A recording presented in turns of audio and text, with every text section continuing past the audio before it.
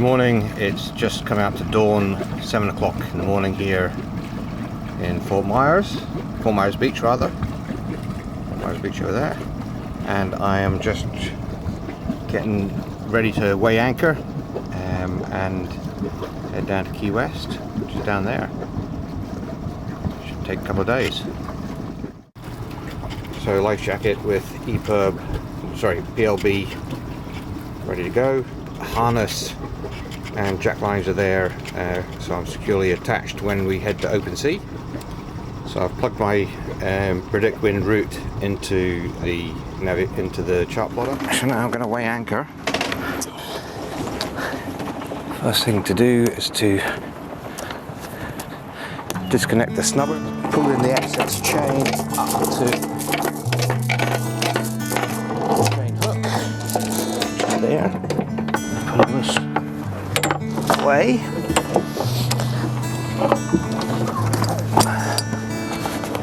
So there's some low cloud, but I think it's hopefully going to clear. Okay, this all goes in the bag.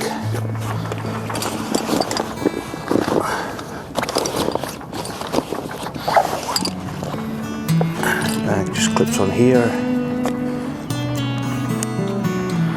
Alright, now go and check that depth again.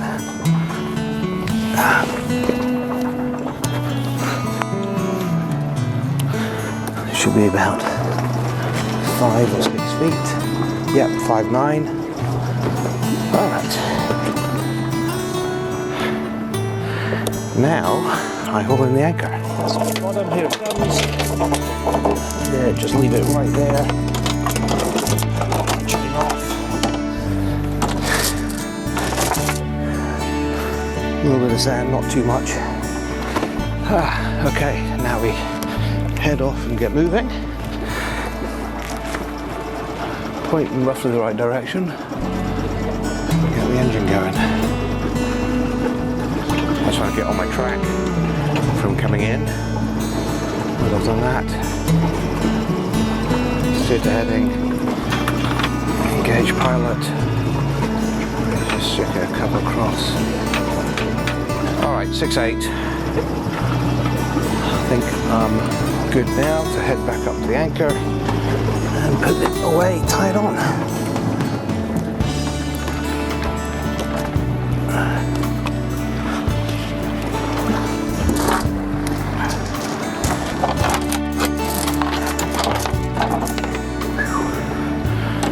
That anchor is weighed.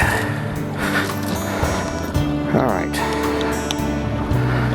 Let's get this in there.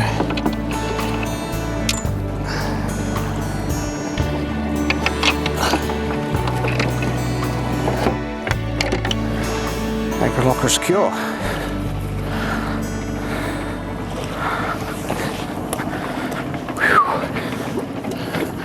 Alright, that's us, we're on our way. Perfect timing. There's the sun rising and we're on our way. You can tell it's the autopilot steering when the weight is as straight as that. Although maybe even I could do a fair enough job in these conditions. So bloody calm.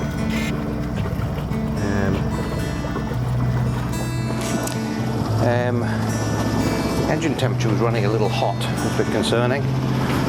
It's cooling down, maybe it was just something momentarily stuck in the pull out, pull out, pull out, pull out.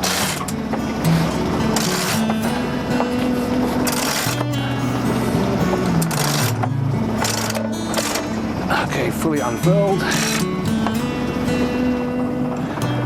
I have to unfurl the jib.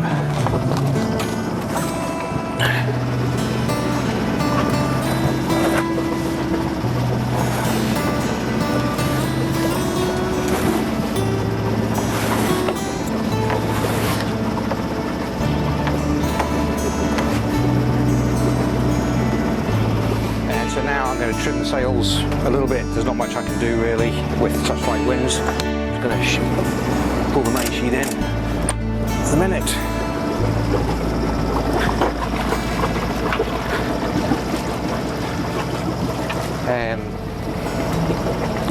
Yeah, so the winds are hopefully going to fill in from behind, so I'll adjust the sails as they go. Right now it's showing coming 5 knots coming from that direction. It's given me an extra half knot with the sails up, and I can go down and have a look at the engine. Oh, there's somebody coming up behind me fast. Whoa, look at this chap.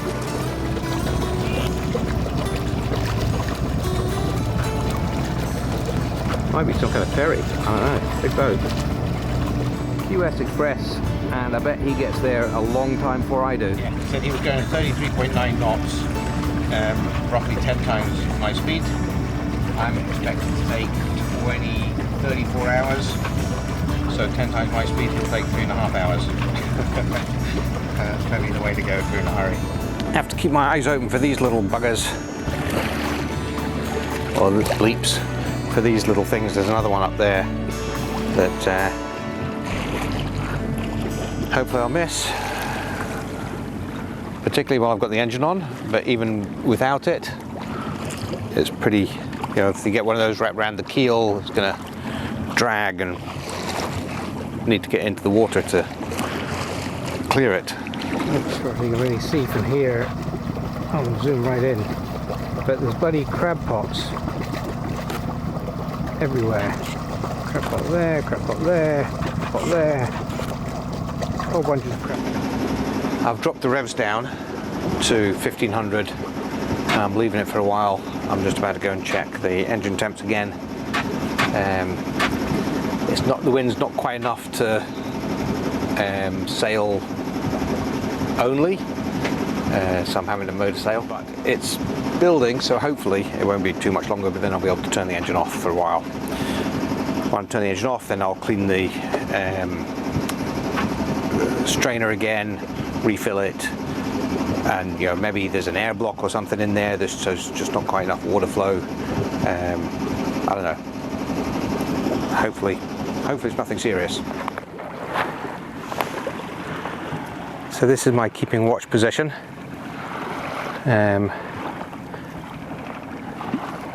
Past one float, which was just, you couldn't see it until it was right there. And now I've got birds on the water, and birds, these little seagulls, it's hard to tell if those are birds or they're floats. Usually if they're not in a big line, then I can tell they're birds. Interesting, you can see all the buildings, well you can't, I can. All the buildings on the Florida coastline.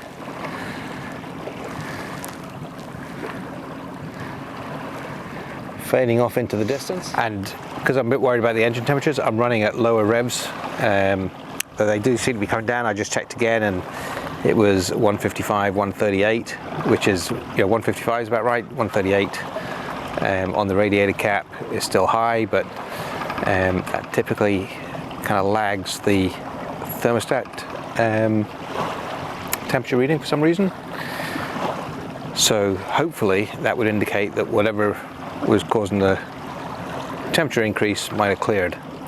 So anyway, I'll keep monitoring it. I do it every hour anyway, but I'm doing it a bit more frequently.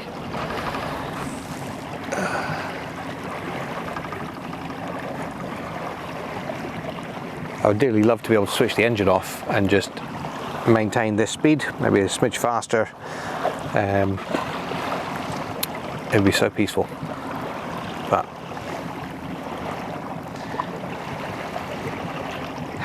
I'm happy with what I've got. That's the trick.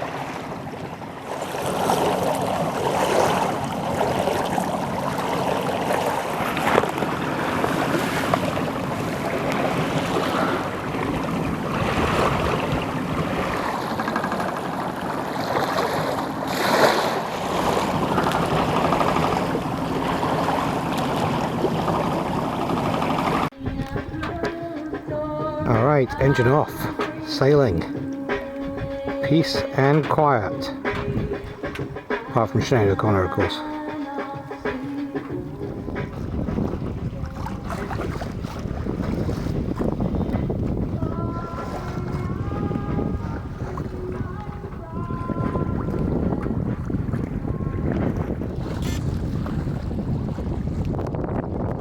Okay, it is just after 6, quarter past 6. The wind's picked up. It's about 16, 15, occasional 18s. I'm pumping along at 4.5 to 5 knots, but I have switched the engine on because the solar panels are not keeping up with my power consumption. I think it's the fridge. I realized the bung in the bottom of the fridge had fallen out, so all the cold air was just falling straight down, and the fridge was on non-stop, so that's pulled a lot of my battery power. So I've kicked in the engine. It's just running in a little forward idle to provide me with some charging power, which I'll do because I want to make sure I've got that charged overnight.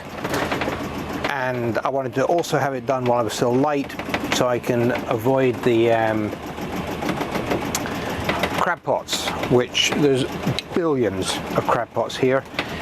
I'm now south of Marcos Island, and there hasn't been any for probably good half hour, so I'm fingers crossed I'm beyond their range. That would be great. That means I can leave the engine running for a bit longer.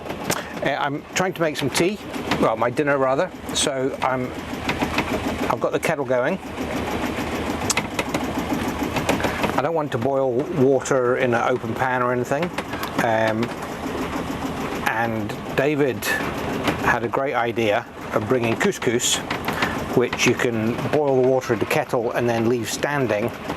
So I've got my couscous already with some butter and salt in here, and I'll fill the cup up and let it stand for 10 minutes. And in the meantime, I'm using my 12-volt heater to reheat some of the chicken fried beef stuff I made the other day. Yeah, that's also, so that sucks a few amps as well. I want to get that done, and hopefully I can eat before 7ish, and before well before it gets dark. It doesn't get dark till 8, but I want to give myself time to get fed and then everything wrapped up, ready for the night watch. That kettle is boiled, so off there, off there. All right. Try to do this without pouring water all over myself. I'll do it in the sink.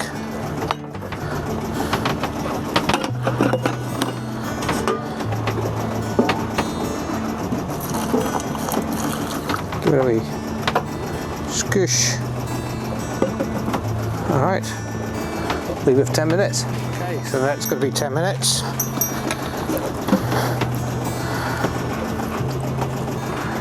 And there it is. Oh, it's puffed up quite nicely. Looks right.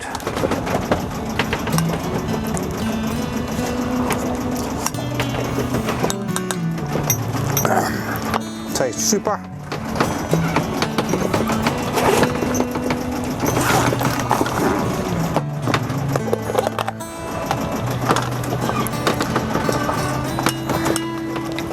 Alright, I'm going to take this up to the cockpit to enjoy. I'll bring you with me. Alright.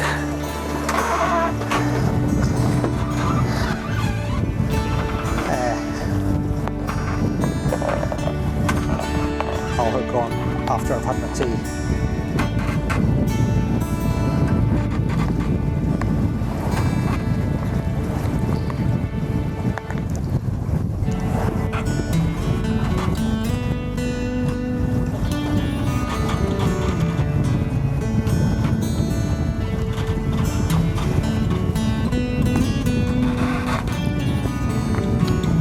Pretty good. I don't know how cold it's going to be tonight.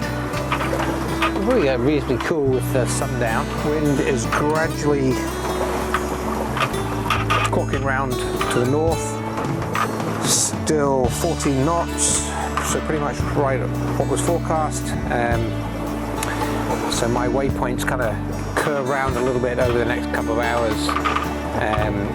to keep the wind at a good angle, and eventually at around midnight, probably maybe between 10 and midnight, I'll have to jibe. The wind will cross round my stern, so I'll jibe and then basically go in that direction, and the wind continues to go around until in the morning I'm on a beam reach on the other tack. Full sunset again this evening.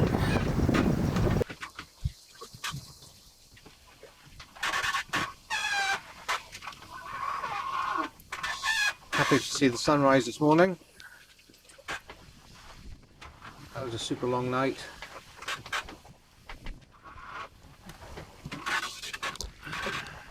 Very little sleep.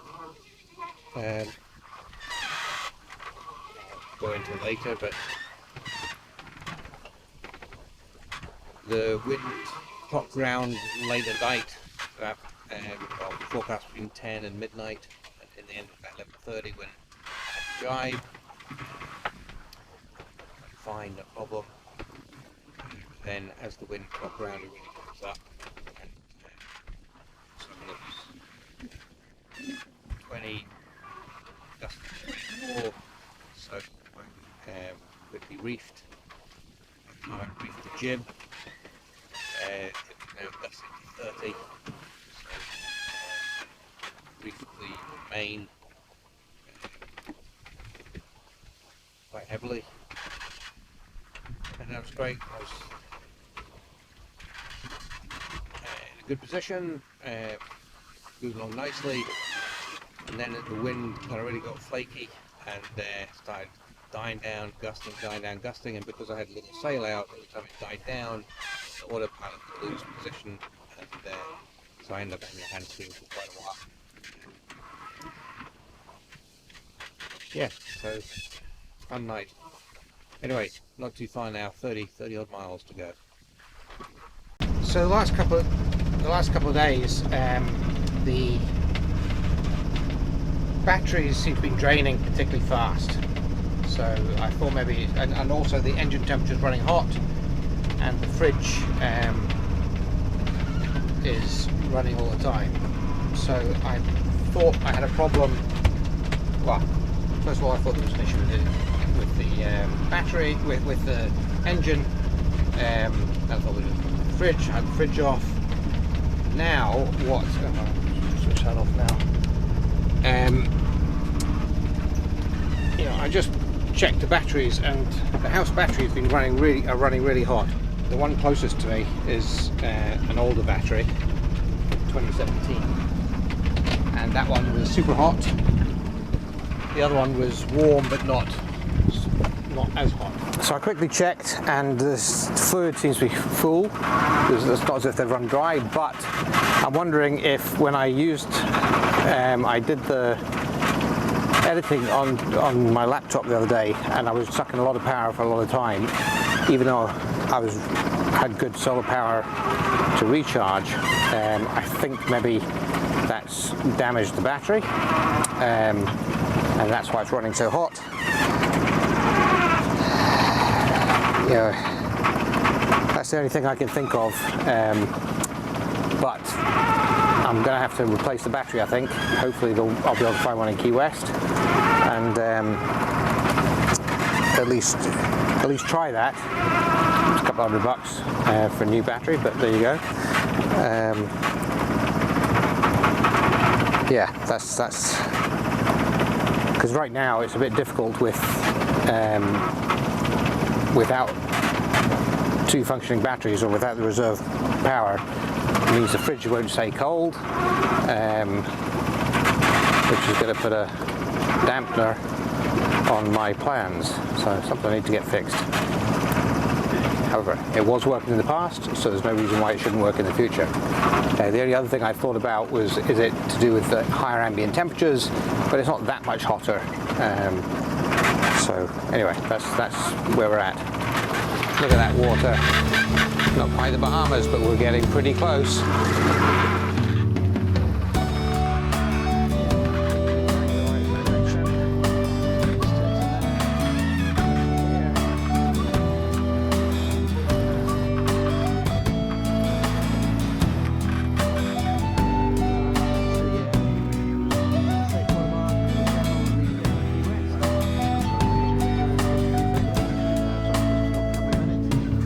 sort of traffic I'm having to negotiate with.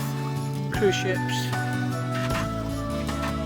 Coast Guard, cutters, ferry boats, all sorts of stuff going on here. Very hard to navigate when you're a little sleep deprived. Fairly ominous looking clouds over in the distance. I don't know if you can see that, but that's a twister by the looks of it.